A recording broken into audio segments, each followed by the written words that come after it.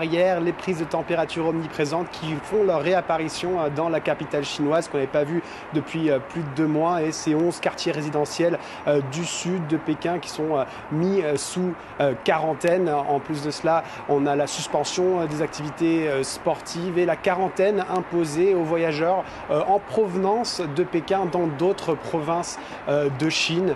Mais surtout là où il y a beaucoup de travail de la part des autorités, c'est le travail de traçage avec toute personne qui était passée par le marché qui est au cœur de ce nouveau foyer d'infection, qui va devoir passer un test pour dépister le Covid-19. Ça sera plus de 10 000 personnes, mais peut-être plus. J'en ai fait l'expérience personnellement avec un membre du comité de mon quartier qui a frappé à ma porte ce dimanche pour me demander si j'étais passé dans ce quartier récemment. Donc voilà, une grande inquiétude de la part des autorités chinoises de voir un rebond des infections dans le pays, et surtout une inquiétude, c'est de voir réapparaître le virus alors que beaucoup de mesures avaient été prises pour en empêcher, pour contenir cette pandémie en Chine.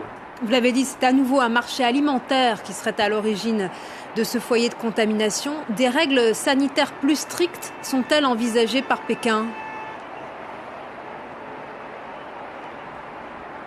Eh bien, on va tout d'abord parler de ce marché de Xinfadi dans le sud de la capitale, dans le district de Fengtai, qui est au cœur de ce nouveau foyer de contamination. C'est un marché de gros, le plus grand d'Asie, selon les propriétaires du marché eux-mêmes, qui fournit 80 à 90% de tous les fruits et légumes de la capitale. Mais dans ce marché, on trouvait aussi de nombreux autres produits, que ce soit de la viande, mais aussi du poisson. Et d'ailleurs, des traces du nouveau coronavirus ont été trouvés sur une planche qui a servi à découper du saumon importé. Alors cela ne veut pas dire que le virus se trouvait sur le saumon, mais cependant du